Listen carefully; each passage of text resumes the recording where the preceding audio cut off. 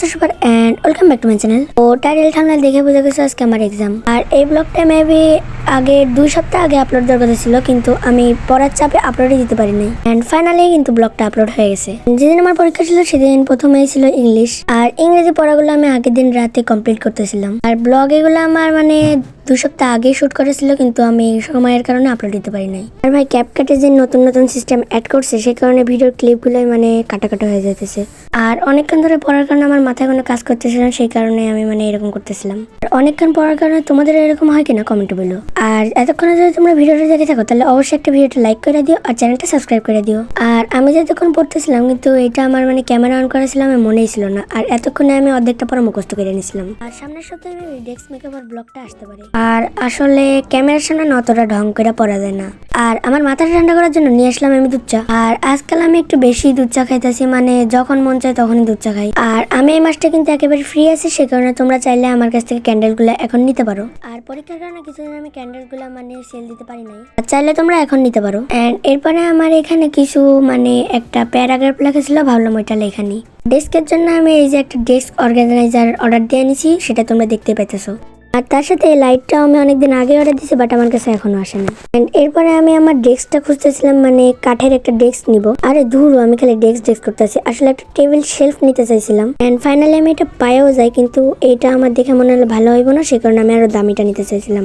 আসলে আমি এতটা বড় লোক যে আমি কম জিনিস নিতেই চাই না, বড় লোক। এন্ড এরপরে আমার এটা পছন্দ হয়, এন্ড ফাইনালি আমি এটা অর্ডার করে দিই। এটা অনেকদিন ড্রিম ছিল, এন্ড ফাইনালি আমি এটা অর্ডার করে দিই। বাকি আমি বিকাশের ওইগুলো তোমাদেরকে দেখালাম না, কারণ তোমরা হাজার কল দিয়ে ঝামেলা করতে পারো। এন্ড এরপরে এই যে আমার এখানে বুক ফেয়ার কি কয় এটা একটা প্যারাগ্রাফ, এটা আমি লিখতেছিলাম।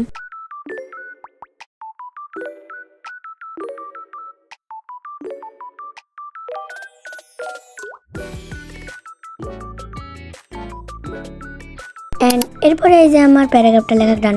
আর আজকের ব্লগে তোমরা একটু বেশি আমার পড়াশোনা দেখতে পারবে, কারণ যেহেতু ইংলিশ পরীক্ষা। আর এরপরে এই যে আমার গ্রামারটা এখন পড়বো। এন্ড এরপরে আমি এখানে বসে বসে অনেকক্ষণ ধরেই পড়ছিলাম।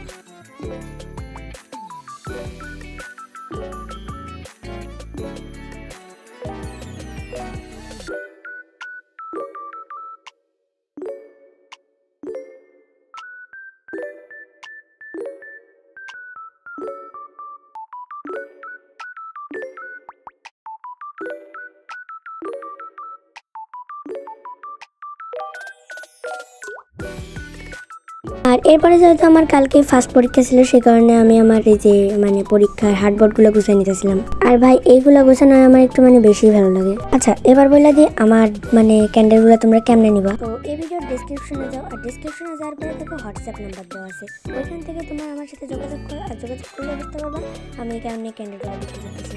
আর তাছাড়াও যদি আরও বিস্তারিত জানতে চাও তাহলে এই ভিডিওর ডেসক্রিপশনে ওই ক্যান্ডেল মেকিং এর সব ভিডিও এবং দাম কত সবকিছু দেওয়া আছে, সেগুলো তোমরা এখান থেকে দেখে আসতে পারো। পারো। এন্ড ওই ভিডিওর লিঙ্ক কিন্তু ডেসক্রিপশন বক্সে দেওয়া আছে, তোমরা এখান থেকে দেখে আসতে পারো। আর এরপরে এই যে আমাদের এটা মানে গোছানো হয়ে গেছে। আর ভয়েস দেওয়ার সময় তো আমার অল টাইম মানে তুতলে হইবে। আর এই ভিডিওটা করা আমার মানে 2 দিন ধরে শুট করা। এন্ড এইটা সকালবেলা আমি সকালে উঠা পড়তেছিলাম, আর রাতের বেলা যেটা দেখছিলাম ওই প্যারাগ্রাফটা এখানে মানে আমি পড়তেছিলাম। এন্ড সেদিন আমি একটু মানে বাইরেই বসে পড়তেছিলাম, আর বাইরের ওয়েদারটা একটু বেশি ভালো ছিল।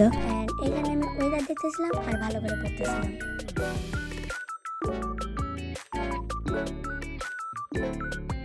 আর আমি তো একটু আগে বললাম আমার সকালবেলা সন্ধ্যাবেলা চা না হলে হয়ই না। এন্ড এই যে আমি বসে পড়ছি চা নিয়ে। আর আজকাল একটু বেশি চা খাওয়া হয়ে যেতেছে, আর কফিটা একটু কমই খাইতেছি।